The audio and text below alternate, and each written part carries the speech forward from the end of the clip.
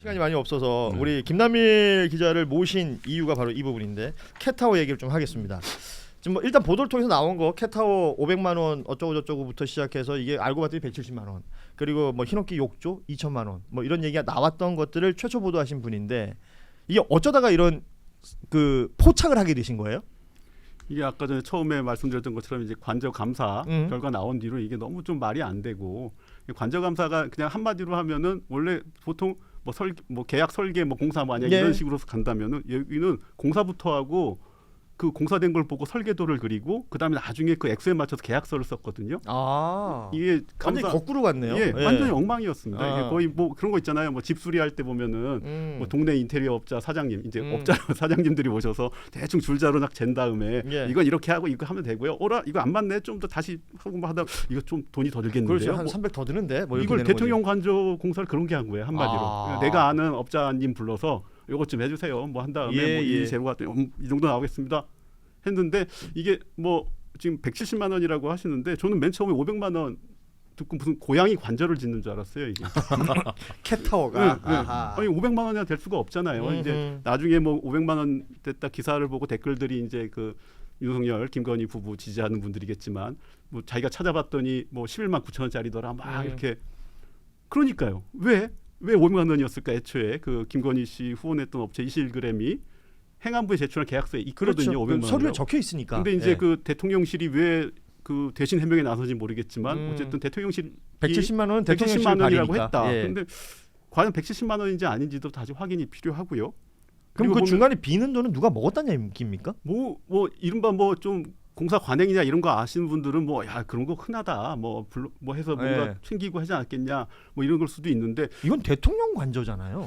대통령실 보면은 이쪽 해명에 보면은 170만 원에 설치비가 포함돼 있다고 굳이 가로 열고 써놨거든요. 아 그럼 공임 같은 겁니까? 아니 근데 이게 캣타워를 할 때 설치비가 필요한가? 굳이 그냥 대충 세우면 되는 거 아닌가요? 고양이가 직접 세웠나? 그러니까 그러면 신기할 것 같긴 한데 설치를 했다는 건 뭔가 고양이 에버랜드 같은 걸 하나 만든 거죠. 보면은 비싼 캣타워 중에 제가 찾아봤더니 막 천장에도 막 통로가 있고 뭐 거대한 뭐 고양이 무슨 정글 같은 게 있어요. 그래서 그거 되면 한 몇백만 원 하더라고요. 그래서 최소한 저 정도를 하지 않고서는 설치를 위해서 직접 뭐 돈이 들 정도는 업자가 와서 설비를 갖다 설치해야 될 정도로 복잡할 이유도 없고요. 문제는 해명이 이 이사할 때 포착된 거는 기존에 쓰던 거고 그렇죠. 새로 산 건 두고 왔던데 아니 기존에 쓰던 거 있는 게 왜 샀냐? 왜 새로 사느냐? 그것도 관저 공사비에 슬쩍 끼워서. 그러니까 그건 자기 돈으로 뭐 진짜 필요하다면 자기 돈으로 살 수 있는 건데. 뭐 빌 게이츠가 와가지고 설치해줬나 보죠. 뭐 공임이.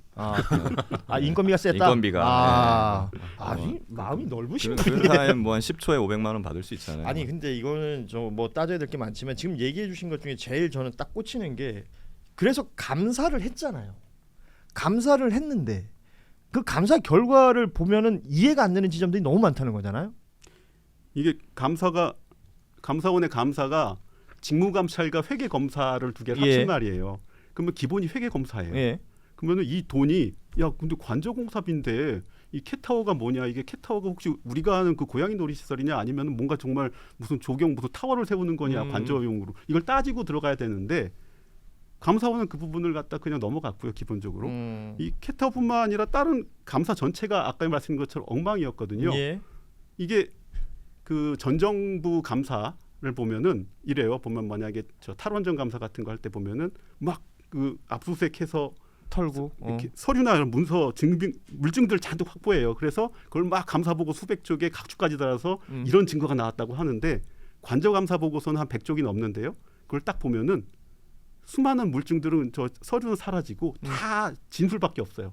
사람들 말밖에 업자들 없고. 진술, 뭐 대통령실 진술. 그래놓고서는 뭐 공기가 너무 촉박해서 어쩔 수 없었다. 해서 그걸로 퉁치고 넘어가는 감사 보고서입니다. 그러니까 이게 검찰 공소장과 비교하면은 압수수색을 해서 막 물증을 했는데 진술 듣고 나서는 뭐 죄가 안 되네요 하고 물증은 버리고 무혐의 처분한 거랑 똑같은 거예요. 그게 관저 감사 보고서였던 거죠. 그러니까 당시 이제 감사원 그 사무총장 이제 유병호 그 왜 이 인물을 이름을 왜 얘기하냐면 그 앞서 말씀하신 그 전 정부 그러니까 문재인 정부 시절에 있었던 뭐 탈원전 감사라든지 이때 보여줬던 태도하고 너무 다르다는 거 아닙니까? 그러면 이런 거는 문제 제기해가지고 다시 어떻게 바로 잡을 수가 있는 건가요? 이게 그래서 국회에서 어쨌든 이제 사실상 재감사를 하기로 이게 의결이 됐거든요. 이제 감사원법상 국회에서 요구를 하면 3개월 내 어떤 감사 결과 보고서를 내놔야 돼요. 그래서 이제 이게 원래 마지못해 얼마 전에 이제 뭐 이 실질감사에 들어갔거든요. 뭐가 문제가 있다라고. 문제가 많죠. 너무 많죠. 이거 안 하겠습니다 할 수가 없으니까 들어갔는데 다만 이후에 최근에 저희 또 한겨레에서 보도했던 게 그 재감사를 담당하는 국장하고 과장을 저기 어디 날려버렸어요. 그렇죠. 저기 뭐 비감사 부서로. 맞아요. 그래놓고서 뭔가 감사 우리 열심히 하고 있습니다. 지금 하고 있는 상황이거든요. 아까 그러면 지금까지 보도 안 나온 것 중에 오늘 하나 해주겠다는 건 뭐였습니까? 이거는 감사랑 좀 다른 내용일 수도 있는데요. 이게 손수건으로 입술 닦는 거 굉장히 섹시하네요. 대학 때 안 저랬는데. 대통령 관저에 지금 뭐 고양이 말고도 개도 많잖아요. 근데 이게 지금 대통령 개타워도 있어요? 아이고 그거는 개타워 말고 딴 거는 이제 알고 있는데 그거 말고 대통령실 홈페이지가 지금 폐쇄가 됐는데 그렇습니다. 거기 보면은 그동안 수많은 사진들이 다 올라와 있었어요.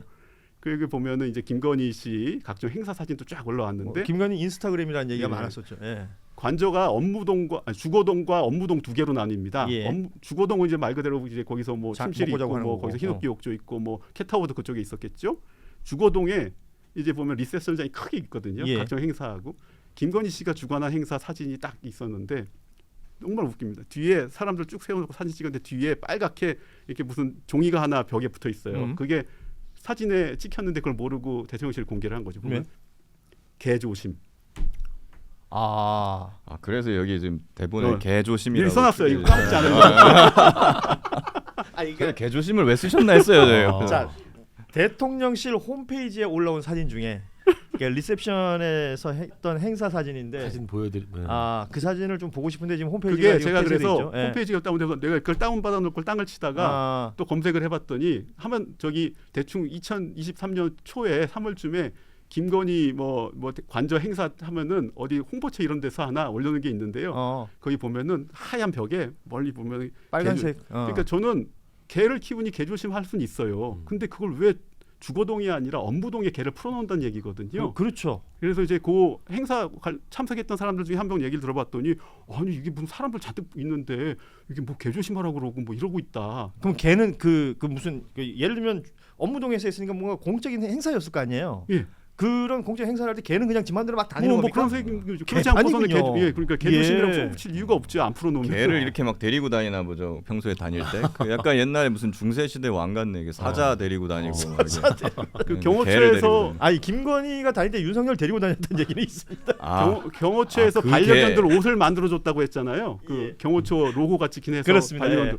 그러니까 그 정도로 뭔가 했으니 아마 무슨 경호견이나 이런 걸로 해서 뭐 저기 업무동에 풀어놨다 뭐 이런 걸 수도 있겠죠. 근데 그 집에서 지금 그 알고 있는 개들 종류가 그렇게 큰 개가 없는데 아무튼 재밌네요.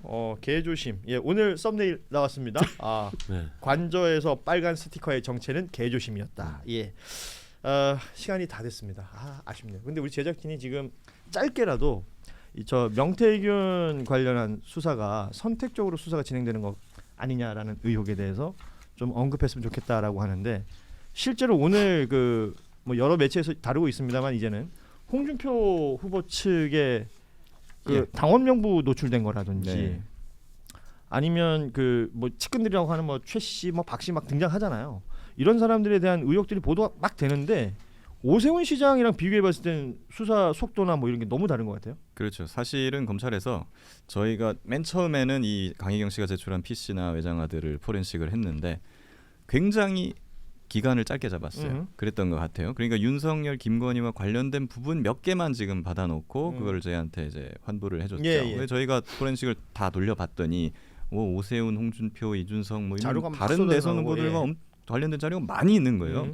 그래서 그런 것들이 지금 저희가 이제 차근차근 하나씩 지금 나가고 있습니다. 그러니까 검찰은 그걸 이미 알고 있었다는 얘기죠. 있었겠죠. 알 수 있었고 알고 있었겠죠. 그러니까 왜냐하면 오늘 뭐 보도 보셨겠지만. 최용희 씨라고 홍준표 시장의 측근으로 알려져 있고 아들 친구 뭐 나중에 이 사람은 대구시의 공무원까지 됩니다. 근데 이 사람이 지금 말레이시아로 튀었어요. 그 언제 들어올지도 모르는 건데 중요한 거는 당원 명부 29,000명에 대한 당원 명부 파일을 포렌식 당시에 있었고 그걸 당시 비밀번호를 몰라서 못 푼다라는 게 검찰의 입장이었는데 강영희 씨 측으로부터 받은 내용을 보니까 비밀번호가 그 카톡 안에 있었던 거야. 그러니까 파일 비번을 풀어달래요. 네. 네, 그 이게 지금 최영희 씨가 보내준 파일이란 말이에요. 그 카톡을 보면은 파일을 보내주면서 어허. 비번은 뭡니다 같이 알려줘요. 그러니까 우리 웹하드 같은데 올릴 때 서로 네. 업무 공유할 때 아이디 뭐고 비번 이거예요 하면 그냥 치고 들어가서 보는 건데 네. 검찰이 그걸 봤을 거 아니에요. 봤겠죠. 근데 포렌식 못 했을 테니. 풀었다라고 얘기한 건 이건 거짓말이고 기만이잖아요. 이게 좀 이해가 안 되는 거죠. 이거는 음. 예, 몰랐다면 무능한 거고 알았다면 사악한 거고. 그러니까 왜 그러냐는 거지. 왜? 그리고 검찰은 오세훈 수사 정도만 조금 열심히 하는 예. 듯 했어요. 그 이유는 저는 약간 한동훈 쪽하고도 뭔가 연관이 있는 거 아닌가 하는 의심이 들기는 해요. 오세훈이 앞서도 가장 얘기했지만, 유력한 예, 후보였으니 누가 더 유리해질 것이냐. 예, 오세훈을 일단 날리자 뭐 이런 판단을 했을 수도 있는데 어쨌거나 저희는 지금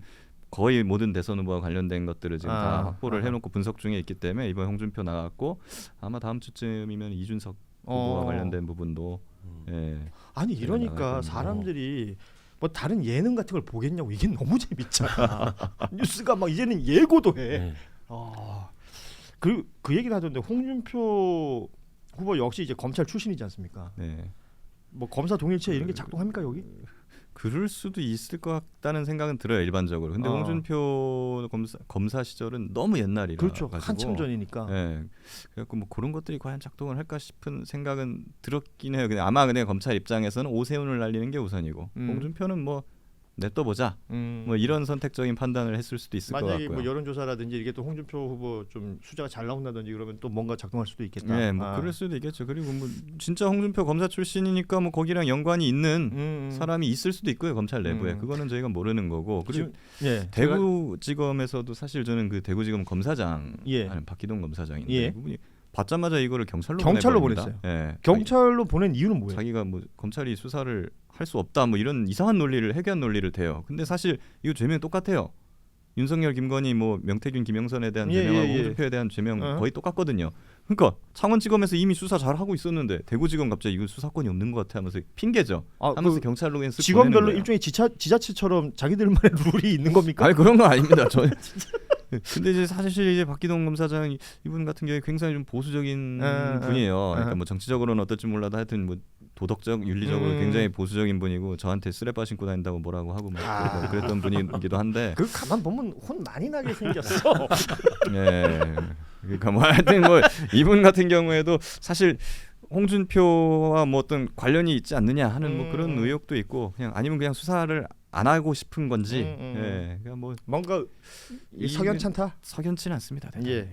우리 김 기자님 제가 지금 정치부에 있으니까 지금 아까 그 최아무개 씨 지금 외국으로 가셨다는 그분 좀 정치적으로 해석하면은 이 양반이 저 한겨레 기자에게 했다는 말이 귀국일이 5월 뭐 2일 아니면 3일이라고 하잖아요. 예, 그렇게 얘기를 했다 그래요. 5월 3일은 국민의힘 최종 대선 후보 만약에 안된 경선 결선까지 간다면. 예. 그래서 2, 3일 저는 그래서 그걸 보고 나서 이게 어떻게든 홍준표가 대선 후보가 되려고 하는 거 아닌가. 나는 이분이 저 해외 출국하는 걸 뭐 홍 후보랑 서로 짜고 했다 이거까지는 아니고요. 그냥 서로 뭐 이신점심이든 아니면은 결과적으로 도움이 되든 뭐 여러 가지 가능성은 있는 건데 일단 대선 후보와 대선 경선 후보는 완전 다릅니다. 그렇죠. 만약에 홍준표가 최종 대선 후보가 되지 않고 대선 경선에서 탈락했다 하면은 나중에 이 부분이 이제 뭐 정권 교체 뒤에 수사가 본격적으로 되면은 그냥 범죄 수사가 되는데 홍준표가 대선 후보가 된 다음에 대선에서 패배하고 이 수사가 시작되면 이거는 정치보복? 이른바 정치보복 수사가 되고 뭐 표적 수사가 되고 뭐